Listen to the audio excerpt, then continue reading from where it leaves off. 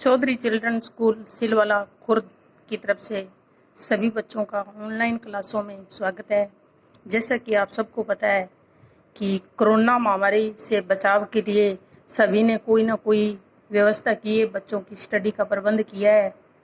तो हम भी आपके लिए ज़्यादा नहीं, थोड़े से थोड़ा जो मैटर है इस ऑनलाइन क्लासों के ज़रिए यूट्यूब के माध्यम से आपको करवाया जाएगा। तो आप सभी गार्जियन से, बच्चों से अनुरोध है कि जितना भी मैटर करवाया जाए, जैसा भी आपको टीचर करवाते हैं, कृपया उनको फॉलो करें और क्लासों को आगे बढ़ाने का कष्ट करें और अपनी स्टडी आगे बढ़ाने के कष्ट करें।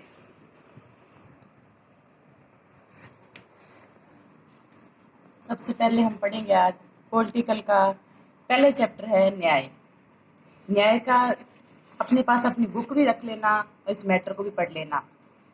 वैसे तो अपना मैटर सारा रिवाइज ही है, पढ़ा हुआ है, क्वेश्चन आंसर भी किए हुए हैं, थोड़े थोड़े नोट्स ही बनाने हैं और इसी को ही डीपली बुक में से पढ़ लेना है, क्योंकि सारा मैटर इस पे नहीं लिखा जा सकता। अब देखो, सबसे पहले देखो भी न्याय, इसका मतलब क्या होता है। न्याय सबने सुना है, हमने सुना कि ये अन्याय हो रहा है, उसके साथ अन्याय हो रहा है, मतलब स्व विवेक से लिया गया निर्णय, मतलब अपने आप खुद ही कोई निर्णय लेना, ये होता है न्याय। मतलब मनुष्य के एक आंतरिक एक खुद का गुण माना गया है भी वो न्याय किसके साथ क्या अच्छा कर रहा है, क्या बुरा कर रहा है। इसके बारे में सबने अपने अलग अलग विचार प्रस्तुत किए हैं। पहले जैसे प्राचीन काल में प्लेटो व उसके शिष्य अरस्तु ने दिए, फिर मध्य काल में संत ऑगस्टाइन व एक्विनास ने दिए, फिर आधुनिक काल में डेविड ह्यूम ने दिए और एक जॉन रॉल्स ने दिए। अब सबसे पहले पढ़ेंगे हम प्लेटो के न्याय संबंधी विचार। प्लेटो ने बताया कि दूसरों के कार्य में हस्तक्षेप न करना, जो जैसा कार्य करता है उसको वैसा ही करने दे, ये ही न्याय है। अपने हिसाब से कार्य करना ही न्याय है। प्लेटो की पुस्तक थी एक रिपब्लिक, उसका भाग 2, 3 और 4 में बताया गया है कि न्याय को 2 भाग में बांटा गया है। पहला है व्यक्तिगत और दूसरा है सामाजिक या राज्य बताया गया है।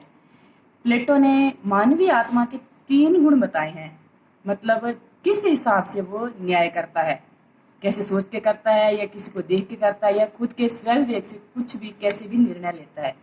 पहला मानना है उसने बुद्धि वाला, दूसरा दिया है भी शौर्य से लेता है वो, तीसरा दिया है तृष्णा, जाप में भी इच्छा लालसा होती है।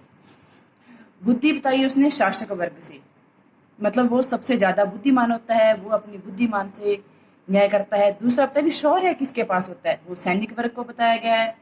और जो तृष्णा इच्छा किसकी होती है, जो मध्यम निम्न वर्ग होता है, जो सहायक वर्ग होता है, हमारी ये इच्छा, ये काम ऐसा करेंगे या इसके साथ ये काम हम ऐसा करेंगे तो उसके साथ ये न्याय होगा, अगर हम ये काम गलत कर रहे हैं तो उसके साथ अन्याय होगा। फिर अरस्तु ने बताया है कि मानवीय संबंधों के जो भी हमारे एक दूसरे के साथ संबंध है उनके नियमन से करना, कैसे नियमों से एक दूसरे के साथ संबंध बनाना, वही न्याय है, अच्छा करना या बुरा करना। फिर आगे उसने बताया है न्याय के 2 प्रकार बताए, एक बताया है वितरणात्मक न्याय और दूसरा बताया है उसने सुधारात्मक न्याय। वितरणात्मक मतलब न्याय को कैसे बांटना है, भी किसी के साथ न्याय ऐसे करना भी व्यक्ति की योग्यता, बाई चांस कोई आदमी गलत काम कर रहा है, हम उसको ऐसा दंड दें कि वो सहन ही ना कर पाए, तो फिर वो उसकी योग्यता अनुसार नहीं हुआ ना, या उसको उसके कोई न्याय ऐसा कर दे कि वो उसके जिम्मेदारी ना उठा सके, उसके हिसाब से अगर भी बांट दिया उसको। दूसरा हो गया सुधारात्मक न्याय, ऐसा न्याय भी हमारे जीवन जीने का, जो हमारे पास संपत्ति है, जहाँ हमारी स्वतंत्रता है, वो भी हमें मिलनी चाहिए। फिर मध्यकाल में न्याय बताया, एक तो बताया था संत ऑगस्टाइन ने और दूसरा था एक्विनास था। संत ऑगस्टाइन की बुक है द सिटी ऑफ गॉड, उसमें बुक में देखना पूरी उसकी परिभाषा लिखी हुई है। उसने कहा कि जिस राज्य में या जिस समाज में न्याय नहीं है वो केवल चोर उचक्कों की ही खरीद है, मतलब वहां पे कुछ है ही नहीं, किसी का जीवन ही नहीं है, बिना न्याय तो कुछ जीवन ही नहीं है। फिर आधुनिक काल में आ जाता है, डेविड ह्यूम आता है। डेविड ह्यूम कहता है कि नियमों की पालना मात्र, बस नियमों की पालना, जैसे जैसे हमने जीवन जीने के नियम बनाए उनकी पालना करते जाओ, न्याय होता जाएगा। मतलब अधिकतम लोगों का अधिकतम सुख, न्याय यही है भी किसी के साथ हम बुरा काम ना करें तो वो अपने आप ही लोगों का सुख हो जाएगा।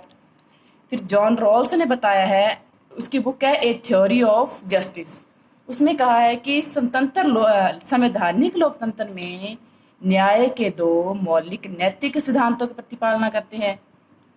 फिर न्याय परंपरागत रूप में पहले कौन सा न्याय था, नैतिक या कानूनी न्याय माना जाता था। अब कहते हैं कि यह सामाजिक या आर्थिक न्याय है।